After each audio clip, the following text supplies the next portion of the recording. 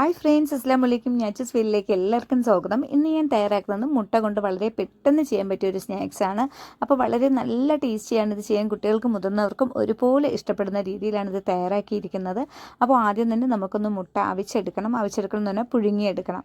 അപ്പോൾ അതിന് തോടൊക്കെ ഒന്ന് മാറ്റിയിട്ട് ഞാൻ ഇതുപോലെ എടുത്തിട്ടുണ്ട്. എല്ലാ മുട്ടയും എൻ്റെ ചെറിയ രീതിയിൽ ഇതുപോലെ പകുതി ഭാഗത്തൊക്കെ ഒന്ന് പൊട്ടൽ വന്നിട്ടുണ്ട്.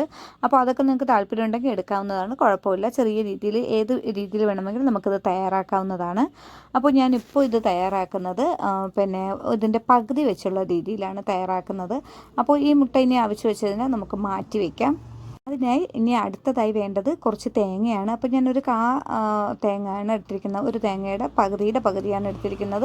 ഒരു ചെറിയ പീസ് സവാളയും കുറച്ച് പച്ചമുളക്, ഒരു 3 പച്ചമുളക്, കുറച്ച് മല്ലിയില ചേർത്ത് കൊടുത്തു. കുറച്ച് പുതിനയില കൂടി വേണമെങ്കിൽ ചേർത്ത് കൊടുക്കാം, കറിവേപ്പില വേണമെങ്കിലും ചേർത്ത് കൊടുക്കാം. ഞാൻ ഈ മല്ലിയില മാത്രമാണ്. കുറച്ച് ജീരകം, ഒരു 2 പിഞ്ച് ജീരകം ചേർത്തു. ഇനി ഒരു ഇച്ചിരി ഉപ്പ് ചേർത്ത് കൊടുക്കണം. അപ്പോൾ ഇത് ഇത്രയും ചേർത്തതിന് ശേഷം ഇനി നമുക്കിതൊന്ന് അടിച്ചെടുക്കണം. ചെറിയ രീതിയിലൊന്ന് അടിച്ചെടുത്താൽ മതിയാകും. അപ്പോൾ ഇത് നല്ലൊരു മണമൊക്കെയാണ് കേട്ടോ. അപ്പോൾ ഈ മല്ലിയിലയുടെ ഫ്ലേവറൊക്കെ ഇഷ്ടമുള്ളവർക്ക് നല്ല ഇഷ്ടപ്പെടുന്നതായിരിക്കും. അങ്ങനെ നമ്മൾ ദാണ്ട് ഈ കൂട്ട് അടിച്ചെടുത്തത്, ചെറുതായിട്ടാണ് അടിച്ചെടുത്തത്. ഇതിനെ ഞാനൊരു മറ്റൊരു പാത്രത്തിലോട്ട് ആക്കിയിട്ടുണ്ട്. ഇനി ഇതാ നമ്മുടെ ഈ മുട്ട. അപ്പോൾ ഈ മുട്ടയുടെ മഞ്ഞയെ നമുക്ക് ഇതിലോട്ട് ചേർത്ത് കൊടുക്കണം. അപ്പോൾ ഞാൻ എല്ലാം എടുത്തില്ല കേട്ടോ, ചെറിയതായിട്ട് പൊട്ടി എന്ന് പറഞ്ഞില്ലേ, അതിനെ പകുതി ഞാൻ വേറെ സ്നാക്സ് തയ്യാറാക്കാൻ വേണ്ടി മാറ്റി വെച്ചു. എന്നിട്ട് ഞാൻ ഇതിനെയാണ് എടുത്തിരിക്കുന്നത്. അപ്പോൾ നിങ്ങൾക്ക് ഇഷ്ടമുള്ള രീതിയിൽ എടുക്കാവുന്നതാണ് കേട്ടോ. ഇതിപ്പോൾ ഞാനിപ്പോൾ ഒരു 6 പീസ് അതാണ് എടുത്തിരിക്കുന്നത്.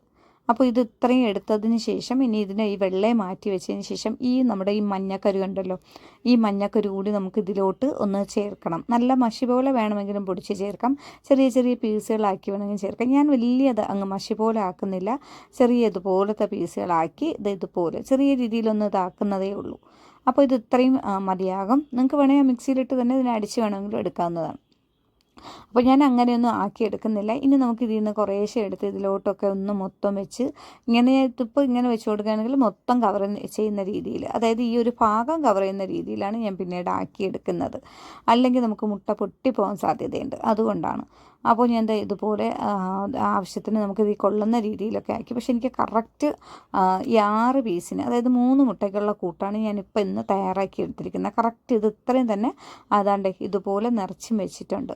അപ്പോൾ ഇത് നല്ല മണമൊക്കെ ഉള്ള ഒരു കൂട്ടാണ്. അപ്പോൾ നമ്മുടെ മല്ലിയില ചേർത്തത് കാരണം. പിന്നെ കുറച്ച് നമ്മുടെ മൈദ മാവ് എടുത്തിട്ടുണ്ട്. അപ്പോൾ ഇത് കുറച്ച് കട്ടിക്കൊരു ബാറ്റർ തയ്യാറാക്കണം. അപ്പോൾ അതിലത്തേക്ക് കുറച്ച് ഉപ്പ് ചേർത്ത് കൊടുക്കാം. പിന്നെ കുരുമുളകൊക്കെ വേണമെങ്കിൽ ചേർത്ത് കൊടുക്കാം. ഞാൻ ഒരു പിഞ്ചല്ല 1/2 പിഞ്ച് സോഡാപ്പൊടി ചേർത്ത് കൊടുത്തിട്ടുണ്ട്. ചെറുതായിട്ടൊന്ന് പൊങ്ങിയൊക്കെ വരാൻ വേണ്ടിയാണ്. താല്പര്യമുള്ളവർ ചേർത്താൽ മതിയാകും. ഞാൻ ചേർത്ത് കൊടുത്തു. പിന്നെ ഇനി നമുക്ക് വേണ്ടത് കുറച്ച് ഗരം മസാല, ഒരു 2 പിഞ്ചോളം ഗരം മസാല കൂടി ഇത് ചേർത്ത് കൊടുത്തു. അതായത് ഞാൻ ചെറിയ തോതിൽ ചേർത്ത് കൊടുക്കുന്നത് കുറച്ച് മൈദാമാവേ എടുത്തിട്ടുള്ളൂ. അതായത് നമ്മൾ 6 പീസ് ആ മുട്ടയ്ക്ക് ആവശ്യമുള്ളത് മതിയല്ലോ. അപ്പോൾ അത്രയാണ് എടുത്തത്. അപ്പോൾ ഇതിനൊന്ന് കുറച്ച് കട്ടിക്കുന്നത് പോലെ നല്ലതുപോലെ, കുറച്ച് കട്ട ഇല്ലാതെയൊക്കെ, പക്ഷേ നമ്മൾ എത്ര ഇതാക്കിയാലും ചെറിയ ചെറിയ കട്ടകളൊക്കെ വരും, അതൊന്നും സാരമില്ല. അപ്പോൾ ഞാൻ ഇത് ഇത്രയും ആക്കിയതിന് ശേഷം ഇനി നമുക്ക് 2 രീതിയിൽ കോട്ട് ചെയ്തെടുക്കാം. ഞാൻ ആദ്യം അറിയാതെ ഇതിലോട്ടൊക്കെ വെച്ച് കയ്യിൽ വെച്ച്, പക്ഷെ അത് മൊത്തം കുളമായെന്ന് വേണം പറയാൻ. ഞാൻ മൊത്തത്തിൽ അതിലോട്ട് ഇട്ടാൽ ഈ കൂട്ട് അതിലോട്ട് ആവുമെന്ന് വിചാരിച്ചാണ് ഞാൻ അങ്ങനെ ആക്കാതിരുന്നത്. പക്ഷേ ഇതുപോലെ ആയി. അപ്പോൾ അതെന്താ മൊത്തം ചളമായി.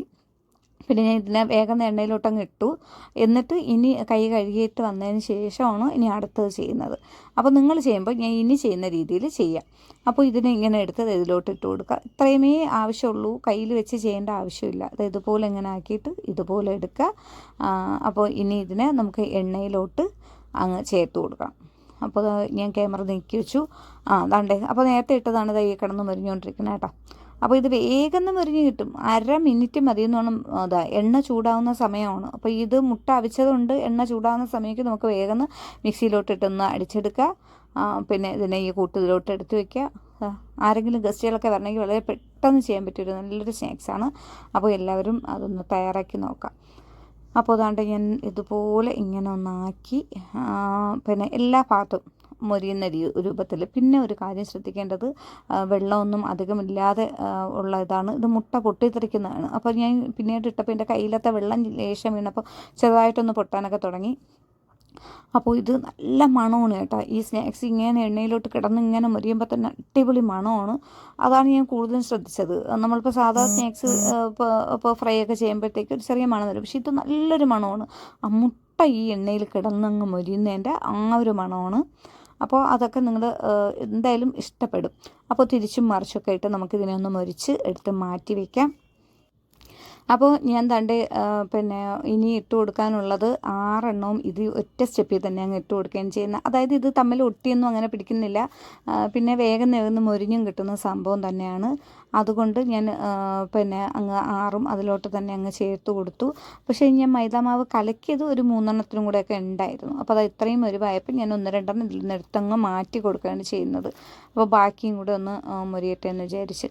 അതായത് നമ്മുടെ മൈദാമാവിൻ്റെ കൂട്ട് ഇങ്ങനെ എണ്ണയിൽ ഇട്ട് കൊടുത്താൽ മതി, അപ്പോൾ തന്നെ അങ്ങ് മുരണ്ട് പിടിക്കും. അപ്പോഴത്തേക്ക് പിന്നെ അതങ്ങ് മൊരിഞ്ഞോളും, തമ്മിൽ ഒട്ടി പിടിക്കുകയൊന്നുമില്ല. അപ്പോൾ എത്ര എണ്ണം വേണമെങ്കിൽ നമുക്ക് ഈ ചെറിയ ചട്ടിയിൽ ഫ്രൈ ചെയ്തെടുക്കാവുന്നതാണ്. അപ്പോൾ ഞാൻ ദാണ്ടെ ഇത് മൊരിഞ്ഞതിനെയൊക്കെ അങ്ങ് മാറ്റുകയാണ് ചെയ്യുന്നത്.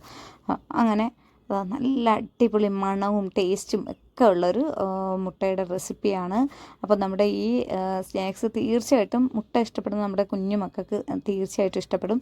അപ്പോൾ എല്ലാവരും ട്രൈ ചെയ്ത് നോക്കുക. ട്രൈ ചെയ്ത് നോക്കിയിട്ട് നിങ്ങളുടെ അഭിപ്രായങ്ങൾ അറിയിക്കുക. അപ്പോൾ ഇതുപോലത്തെ ചെറിയ ചെറിയ റെസിപ്പീസൊക്കെ വീണ്ടും ഇടുന്നതായിരിക്കും. എല്ലാവരും ഒന്ന് സപ്പോർട്ട് ചെയ്യുക. അപ്പോൾ ഞാൻ ഇത് ഇത്രയും എടുത്തിട്ടുണ്ട്. അതാണ്ട് ഞാനൊന്ന് ഇളക്കി കാണിക്കും, പക്ഷെ നല്ല ചൂട്. അപ്പോൾ അതാണ്ട് ഈ ഗ്രീൻ ചട്നിയൊക്കെ അതായത് ഇതിലോട്ട് ഇങ്ങനെ ഇരുന്ന് നല്ല ടേസ്റ്റ് കേട്ടോ ഇതിങ്ങനെ കഴിക്കാൻ വേണ്ടി. അപ്പോൾ ഞാൻ സോസും കൂടെ അപ്പോൾ കുട്ടികൾക്ക് വേണമെങ്കിൽ ചെറിയ രീതിയിൽ നമ്മുടെ ടൊമാറ്റോ സോസും കൂടെ ചേർത്തങ്ങ് കൊടുക്കുക. അവരധികം മുക്കി തന്നെ കഴിക്കും. അപ്പോൾ ഏത് രീതിയിൽ വേണമെങ്കിലും നമുക്കത് കഴിക്കാം, വെറുതെയും കഴിക്കാം. നല്ല ചൂട് കട്ടൻ ചായയോട് കൂടി നമുക്കത് കഴിക്കാനും നല്ല സ്നാക്സാണ്. അപ്പോൾ കുട്ടികൾക്ക് സ്കൂളിൽ കൊടുത്തേക്കാനും ഒക്കെ നല്ലൊരു അടിപൊളി റെസിപ്പിയാണ്. എല്ലാവരും ട്രൈ ചെയ്യുക. അപ്പോൾ ഇന്നത്തെ ഈ റെസിപ്പി ഇഷ്ടമാവുകയാണെങ്കിൽ ലൈക്കും ഷെയറും കമൻറ്റും ചെയ്യണം. സബ്സ്ക്രൈബ് ചെയ്യാതെ കാണുന്നവർ ഒന്ന് അത്